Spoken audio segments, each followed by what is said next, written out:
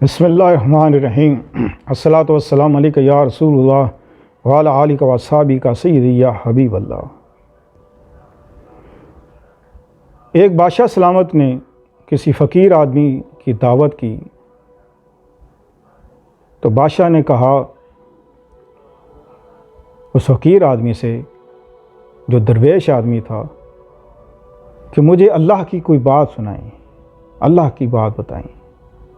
उस फ़कीर ने कहा कि मैं तुम्हें अल्लाह की क्या बात बताऊं, तुम तो अल्लाह को अपने से हकीर समझते हो, तुम तो अल्लाह को भी अपने से हकीर समझते हो, तो मैं तुम्हें अल्लाह की क्या बात बताऊं।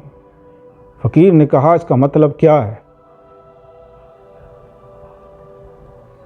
तो बादशाह ने कहा मुझे इसका मतलब बताओ। तो फ़कीर ने कहा इसका मतलब मैं आपको दोबारा बताऊंगा, जब आऊँगा दोबारा फिर आपको बताऊंगा। फ़कीर वहाँ से उठ के चला जाता है और उसके बाद 2 दिन के बाद वो भेष बदलता है और उसी बादशाह के घर जाता है और सदा लगाता है कि है कोई अल्लाह के नाम का देने वाला, कि मुझे कोई खाना खिला दे, अल्लाह के नाम का कोई खाना खिला दे। उस वक्त बादशाह सलामत खाना खा रहा था। फ़कीर को ये मालूम था कि ये खाना खा रहा है बादशाह, तो जो सबसे कम तर खाना था बादशाह के आगे, वो उसने अपने नौकर को कहा कि जाओ ये फ़कीर को दे आओ। वो फ़कीर को दे आया। फ़कीर ने वो खाना लिया। थोड़ी देर के बाद उसने अपना लिबास बदला और वही खाना लेके बादशाह के दरबार में हाजिर हो गया।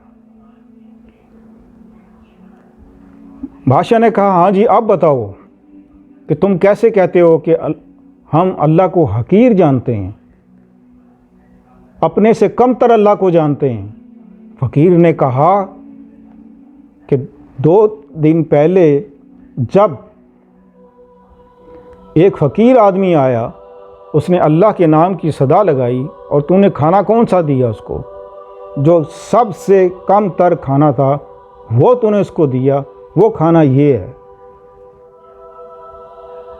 तूने अच्छा खाना खाया, तूने सबसे अच्छा खाना खाया और अल्लाह के नाम का तूने ये सबसे कम तर खाना दे दिया, तो तुम अल्लाह को कम तर जानते हो अपने से भी।